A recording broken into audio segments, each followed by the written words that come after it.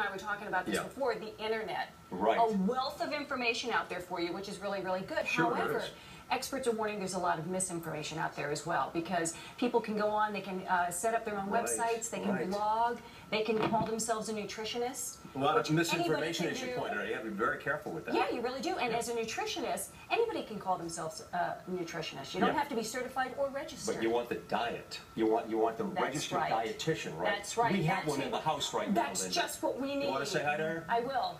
Kristen Carlucci is here joining us. Thank you so much, Kristen, for being here. You are a weight loss and a wellness expert as well as a registered dietitian, and that's the thing to be. It's a big business, isn't it, diets? It is. I mean, obesity is a major trend, and I feel like there are new diets coming out every year. Well, there are a ton of them, and we're going to try to stay healthy. There are some practical diets. We're going to start with those. Some of these names are really amazing. This first one is called DASH, and by the way, some of them are endorsed by the American Heart Association.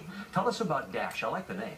The DASH diet stands for Dietary Approaches to Stop Hypertension. It was originally created to lower blood pressure. So it's your basic things that we've already heard. It's, lower, make sure you're eating whole grains, fruits and vegetables, lean proteins, low-fat dairy, and it really emphasizes foods that are high in calcium, potassium, and kind of cutting back on the sodium in our diets to control blood pressure. That makes sense for a lot of people. The other one is called TLC. I know we like tender loving care, but this stands for something else. Yes. Yeah. This stands for therapeutic lifestyle changes, and this is one of the American Heart Association endorsed diets, and its main focus is reducing risk of cardiovascular disease.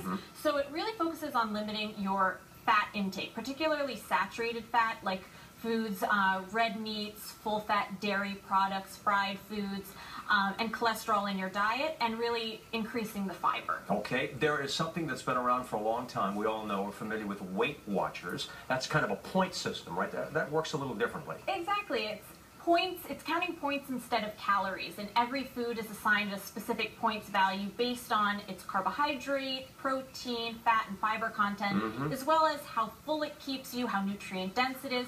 So you can really eat anything as long as you stay within the points value that you're assigned. And what I think really sets this diet apart is it's really supportive online and in-person community. You can go to Weight Watchers meetings, you can go online and interact with other people. That's good. Yeah, you feel like you're involved with other people. Yeah. It's kind of a nice support. That accountability and support is something that really helps people succeed. Your favorite is called the plate rule. It is, Yeah, yes. Explain that one. I also call this the 50-25-25 rule. So 50% of your plate should always be fruits and vegetables, 25% should be lean proteins like chicken, fish, beans, and eggs, and then 25% of your plate should be carbs, preferably whole grains whenever possible. Simple. And what's great about this is that you don't have to count calories, you don't have to label foods as good and bad, you don't need to carefully measure out everything. And you can do it. And it's a visual thing. Exactly. It's easy portion control. All right, there are some others that are a little questionable. Some are even called wacky, and so why is that?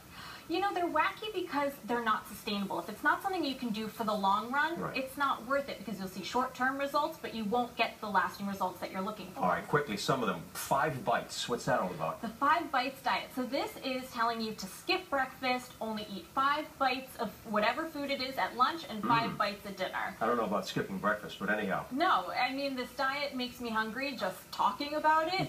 It's an extremely low-calorie diet. You're slowing down your metabolism because of these lack of calories, and you're just not getting enough nutrients. There's no focus on really health. A couple others you told us to watch out for: bulletproof and baby food. That's kind of strange stuff. We did get some reaction, by the way, on Facebook. We asked people to send us their comments. I want to read a couple to you. This is from Chris Red, who said, moderation, smaller meals, 6 of those smaller meals a day, water, water, water, no processed food, minimal sugar, move more, and exercise, walk. Mary Ferguson says, my daughter has lost 80 pounds by giving up diet sodas. They always made her hungry. What do you think? Absolutely. All valid points. Drinking enough water, eating smaller frequent meals throughout the day so you never get starving. Reducing any kind of soda in your diet is definitely going to make a huge improvement. Kristen, in a nutshell, someone's thinking about setting up their diet, right? What should they fundamentally think about? Eating healthy should be a habit, not a hobby, so you want to find something that works for you. You want to incorporate foods that you love. You want to listen to your hunger levels and enjoy everything in moderation, and that's the main key. That's why I love that plate method so much. That's a good one. I'll remember that Yeah. one. It makes a lot of good sense. All right, Kristen Carlucci, we thank you for being on board. Good information, but we're not going to stop right now. Oh, no, we're going to continue because we have much more on the subject tonight.